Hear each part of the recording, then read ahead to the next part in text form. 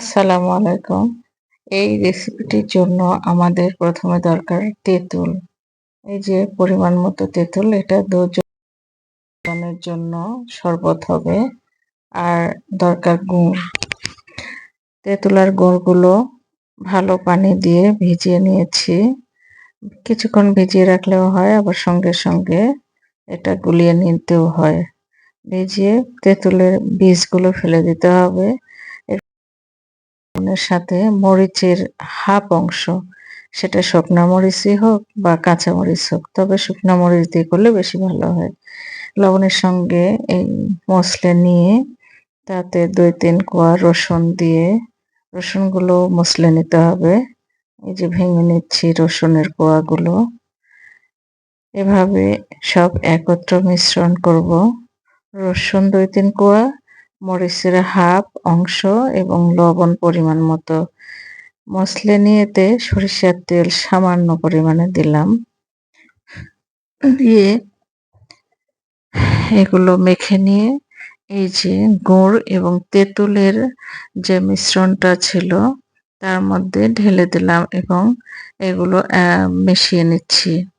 দেখুন, ভিডিওতে দেখানোর মতো মিশিয়ে নিয়ে শেষে কিছু ধনেপাতা কুচি এর সঙ্গে দিলে খুব সুন্দর একটা সুঘ্রাণ আসে।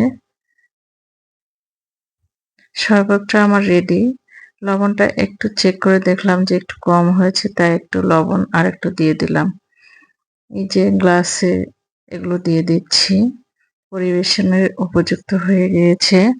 গরমের দিনে বা রোজার মধ্যে এর ১ গ্লাস খেলে শরীর মন দুটোই ঠান্ডা হয় এবং পেটও পরিষ্কার হয়।